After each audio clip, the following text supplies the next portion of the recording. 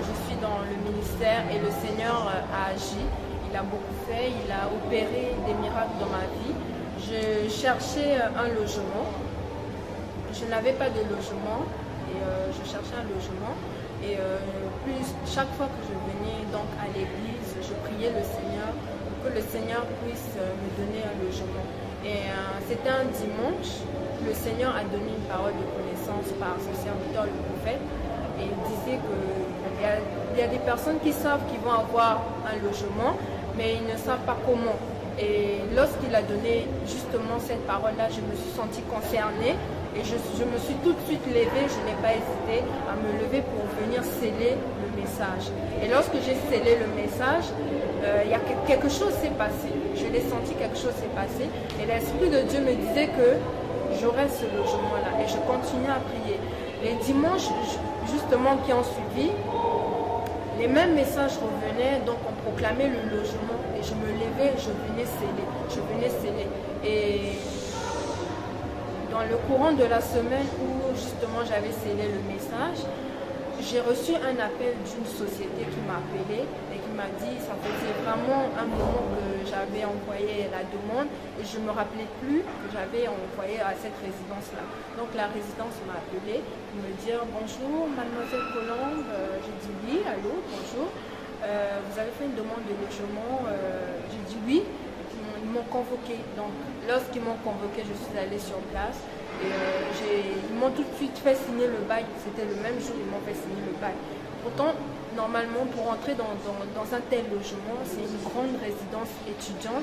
Et il faut un garant, il faut avoir des papiers administratifs, il faut avoir de l'argent, des revenus, il faut vraiment avoir des moyens financiers pour entrer dans ce logement-là. Et moi, je n'avais rien, je n'avais pas encore mes papiers, je n'avais pas de garant, ma condition était telle que je ne pouvais normalement, dans mon cas, je ne pouvais pas avoir ce logement, mais le Seigneur a eu pitié de moi et il a agi parce que j'étais vraiment dans la détresse. Et donc, le jour où je suis allée, ils m'ont convoqué, je suis allée au rendez-vous. Ils m'ont demandé ma pièce d'identité.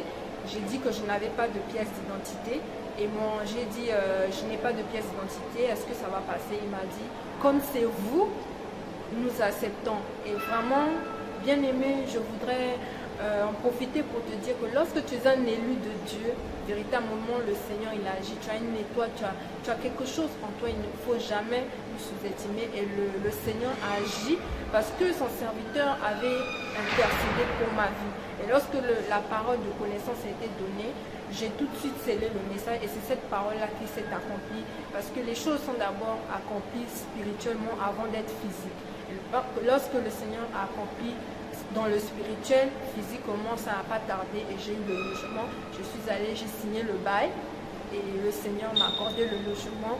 Et pour le reste, le Seigneur a pourvu parce que vraiment c'était quelque chose d'impossible que le Seigneur a rendu possible pour moi.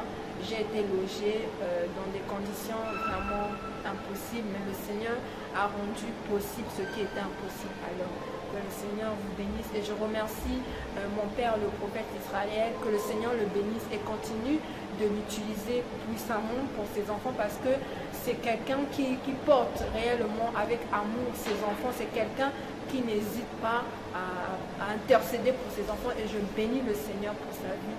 Vraiment, je bénis le nom du Seigneur, que le Seigneur vous bénisse, que le Seigneur vous comble et que le Seigneur agisse également comme il a agi pour moi, pour vous. Que Dieu vous bénisse.